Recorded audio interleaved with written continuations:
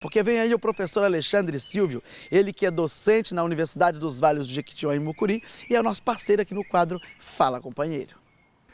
Olá, companheiros, bom dia! Bem-vindos a mais um programa Alterosa Rural. Prazer estar aqui com vocês novamente, falando das coisas do campo, da cidade, do meio ambiente, coisas que nós gostamos, de ouvir, de aprender do nosso dia a dia. E hoje nós vamos entrar num assunto delicado, um assunto que tem tomado as manchetes nos últimos dias, que é a liberação de agrotóxicos por parte do governo, de dezenas e até mesmo centenas de agrotóxicos que foram liberados.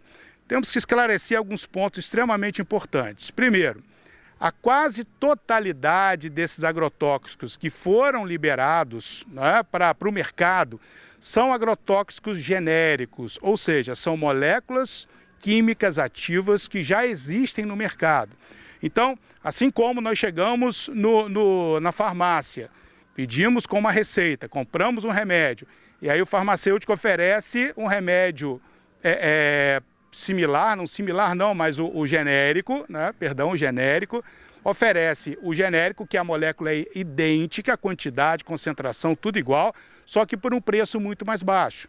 E aí a gente, claro, queremos economizar, adquirimos de outra farmacêutica e etc, etc. Então, o agrotóxico também tem isso. Então, o que foi liberado são moléculas já existentes, nas concentrações já existentes, e aí são outras empresas comercializando essas mesmas moléculas.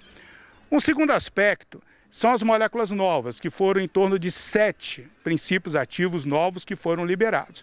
E aí vem toda uma dinâmica da discussão. Ora, alguns desses produtos fora do Brasil são proibidos, e no Brasil eles foram liberados. Temos que clarear muito bem isso. Europa, Estados Unidos, a Europa é um continente de clima temperado, assim como os Estados Unidos. Passam boa parte do tempo com temperaturas extremamente baixas e parte do seu tempo com temperaturas moderadas a extremamente altas, mas são raras. Aqui no Brasil é comum as temperaturas elevadas quase que um ano inteiro. Nós vivemos num país tropical, onde a dinâmica biogeoquímica ela é muito grande, da vida, das plantas, das árvores, tudo é muito grande. O crescimento, a atividade microbiológica dos micro-organismos, tudo é muito intenso. E aí o que acontece? Um agrotóxico aplicado na Europa, num solo, numa planta na Europa, por conta da sua condição climática, esse agrotóxico pode permanecer 1 mês, 2 meses, 3 meses, acumular no solo, acumular na água, e aí realmente eles têm que proibir. Isso acontece no Brasil também. Mas só que quando essa molécula é testada no Brasil, percebe-se que essa durabilidade da vida dessa molécula é muito menor. 4 dias, 5 dias, 6, 10 dias. E isso permite a sua aplicação, o seu uso e a sua degradação antes da colheita do produto. Então, temos que ter muito cuidado com relação a essas críticas às moléculas. É claro que o grande problema é, por exemplo, você vai na farmácia e adquire um remédio e o médico fala, você tem que consumir 1 pílula por dia. E aí você chega em casa, toma 30, você vai morrer, dependendo do remédio, é claro. E aí eu vou falar, o remédio, quem te matou? A culpa foi do remédio ou você que tomou as 30 pílulas do remédio, que era só para tomar uma? O agrotóxico é a mesma coisa. Com o agrotóxico, o que acontece?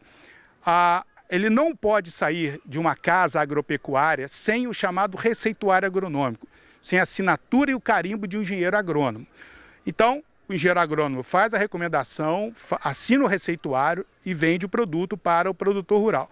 Chegando no campo, muitas vezes esse produtor rural não tem assistência técnica. E aí, na hora de preparar a calda, de aplicar a calda, de colher o produto, infelizmente ele não respeita o que a bula do agrotóxico fala. E aí o que acontece? Chega na cidade um produto contaminado com resíduo de agrotóxico. Mas muitas vezes a culpa não é do agrotóxico, mas de quem utilizou o agrotóxico. Então nós temos que observar isso. Eu não posso, se alguém morreu porque tomou remédio em excesso, eu não posso culpar o remédio, mas culpar a pessoa que não seguiu a recomendação do remédio, ok? E com o agrotóxico é a mesma coisa. Devemos lembrar que um agrotóxico, antes de ser liberado, ele passa por análise na Anvisa, no Ministério da Saúde, no Ministério do Meio Ambiente, até chegar ao Ministério da Agricultura. É claro que os órgãos da saúde e do meio ambiente, eles perderam um pouco de força nos últimos anos na tomada de decisão com relação à liberação dos agrotóxicos. Mas a participação deles continua. Tá? Então, se a Anvisa indicar que um determinado produto é cancerígeno, pode causar mal ao consumidor ou a quem usa o produto, com certeza esse produto vai ser proibido. Tá? Ele não vai ser liberado, assim como contaminação ambiental desse produto. Ok? Então, devemos lembrar, existe um critério muito grande dentro desse processo. Não é uma liberação à revelia, mas os órgãos técnicos, eles analisam, para se ter uma ideia, para a liberação de um produto novo aqui no Brasil, o tempo médio de estudo dele é de 5 a 8 anos. Então é bastante tempo de estudo. E muitas coisas acabam surgindo também depois que o produto é liberado. Isso é normal acontecer e acontece muito com remédios. Por exemplo, com veículos. Quantas vezes uma empresa não pede para retornar um veículo, fazer o famoso recal? Um problema que aconteceu durante o processo de fabricação.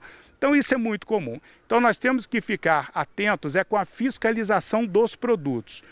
Os supermercados deveriam fiscalizar melhor a qualidade dos produtos que eles adquirem no Ceasa, do produtor rural, para botar na gôndola. Porque aí vai exigir também do produtor rural que ele trabalhe de forma correta o seu agrotóxico. Mas isso é assunto para o nosso próximo programa. Então, companheiros, um abraço a todos e até lá. Um abraço.